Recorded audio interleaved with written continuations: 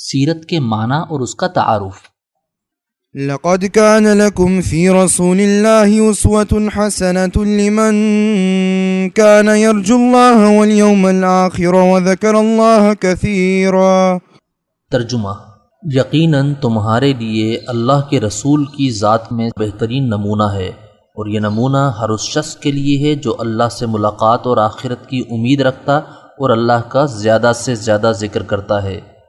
لفظ سیرت در حقیقت راستہ، روشن شکل و صورت، طرز عمل اور حسن سیرت کے لیے استعمال ہوتا ہے، لیکن سیرت کی اصطلاحی تعریف یہ ہے کہ آن حضرت صلی اللہ علیہ وآلہ وسلم کے حالات زندگی اور اخلاق و عادات بیان کرنے کا نام سیرت ہے۔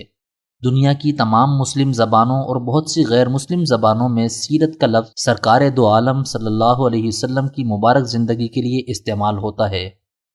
علامہ ابن القیم رحمۃ اللہ علیہ زاد المعاد میں لکھتے ہیں کہ سیرت نبویہ کا علم حاصل کرنا ہر مسلمان کے لیے فرض ہے، کیونکہ دنیا و آخرت کی کامیابی رسول اللہ کی لائی ہوئی ہدایت و رہنمائی ہی کی بدولت ملتی ہے۔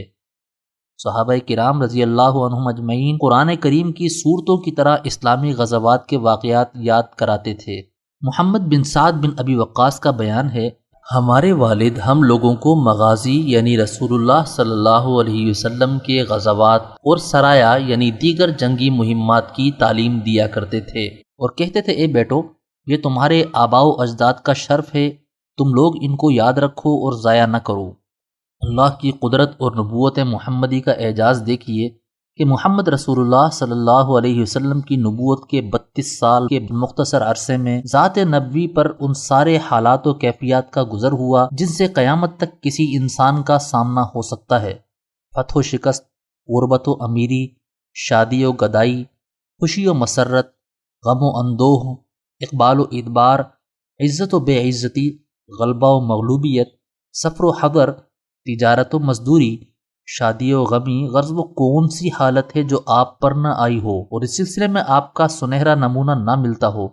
ایک مسلمان کے لیے مطالعہ سیرت کی ضرورت و اہمیت کا اس سے بڑھ کر کیا اندازہ ہو سکتا ہے کہ ان کے لیے رسول اللہ صلی اللہ علیہ وسلم کی ذات مبارکہ قانون و شریعت کا ماخذ ہے، اور رسول اللہ صلی اللہ علیہ وسلم سے محبت اس کے ایمان کا عملی تقاضا بھی ہے۔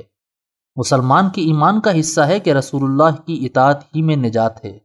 فرمان باری تعالی ہے، فلا وربك لا يؤمنون حتى يحكموك فيما شجر بينهم ثم لا يجدوا في أنفسهم حرجا مما قضيت ويسلموا تسليما۔ تو قسم ہے آپ کے پروردگار کی کہ انہیں ایمان نصیب نہ ہوگا جب تک یہ نہ ہو کہ ان کے آپس میں جو جھگڑا واقع ہو اس میں یہ لوگ فیصلہ آپ سے کرائیں اور آپ کے فیصلے سے اپنے دلوں میں تنگی بھی نہ پائیں اور اسے پوری طرح تسلیم کر لیں۔ اگر کسی کے لیے کوئی اسوہ حسنہ ہے تو وہ صرف رسول اللہ صلی اللہ علیہ وسلم کی ذات مبارکہ ہے۔ اللہ جل شانہ کا فرمان ہے، إنك لعلى خلق عظیم، یعنی اے محمد صلی اللہ علیہ وسلم آپ اخلاق کے اعلیٰ ترین درجے پر فائز ہیں۔ ایک جگہ ارشاد فرمایا، قل إن كنتم تحبون الله فاتبعوني يحببكم الله ويغفر لكم ذنوبكم والله غفور رحيم۔ یعنی اے محمد صلی اللہ علیہ وسلم آپ لوگوں سے کہہ دیجئے کہ اگر تم اللہ سے محبت کرتے ہو تو تم میری اتباع کرو، اللہ تم سے محبت کرے گا اور تمہارے گناہوں کو معاف کر دے گا، اور اللہ بہت مہربان رحم کرنے والا ہے۔ ایک مقام پر ارشاد فرمایا، قد جاءكم من الله نور وكتاب مبين، یعنی اے لوگوں تمہارے پاس اللہ کی طرف سے ایک نور اور واضح کتاب آ چکی۔ رسول اللہ صلی اللہ علیہ وسلم کی اقتداء و اتباع کا اولین تقاضا یہ ہے کہ زندگی کے مختلف گوشوں میں آپ کی صفات و اخلاق، آپ کی نبوت کے دلائل اور خصوصیات کو پہچانا جائے۔ جو شخص آپ کے اخلاق و اوصاف کو جانے گا یقیناً وہی شخص آپ سے محبت بھی کرے گا۔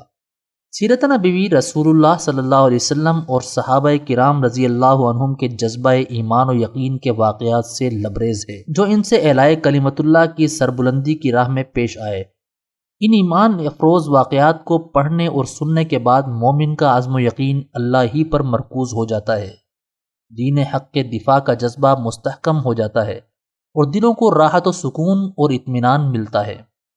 رسول اللہ صلی اللہ علیہ وسلم کی سیرت کے مطالعے سے قرآن مجید اور احادیث مبارکہ کو سمجھنے میں مدد ملتی ہے، کیونکہ قرآن مجید کا تعلق رسول اللہ صلی اللہ علیہ وسلم کی زندگی کے ساتھ بہت گہرا ہے۔ حضرت عائشہ رضی اللہ تعالیٰ عنہ سے جب سوال کیا گیا کہ ہمیں رسول اللہ صلی اللہ علیہ وسلم کے اخلاق کے بارے میں بتائیے، تو آپ نے جواب دیا کہ کیا آپ قرآن نہیں پڑھتے؟ عرض کیا کہ جی ہاں۔ آپ نے فرمایا کہ یہ قرآن ہی رسول اللہ صلی اللہ علیہ وسلم کا اخلاق ہے۔ اسی طرح قرآن کا نزول بھی اکثر رسول اللہ صلی اللہ علیہ وسلم کی زندگی میں پیش آنے والے مختلف واقعات سے گہرا تعلق رکھتا ہے، اسی لیے سیرت میں جا بجا قرآنی آیات کی تلاوت بھی شامل کی گئی ہے۔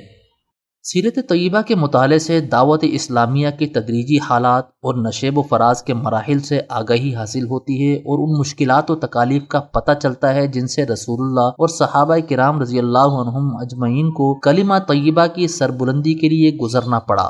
اس کے ساتھ ساتھ یہ بھی معلوم ہو جاتا ہے کہ آپ نے راہ حق میں پیش آنے والی دشواریوں اور گھاٹیوں کو عبور کرنے کے لیے کیا طریقہ کار اختیار فرمایا۔ آئیے ہم اس سیرت کا مطالعہ کریں، اس سیرت کو سنیں، اس عزم و یقین کے ساتھ کہ آپ صلی اللہ علیہ وسلم کی زندگی کے ہر پہلو کو اپنی زندگی میں بھی بالکل اسی طریقے سے ڈھالیں گے جس طرح رسول اللہ صلی اللہ علیہ وسلم نے ہمیں تعلیم دی۔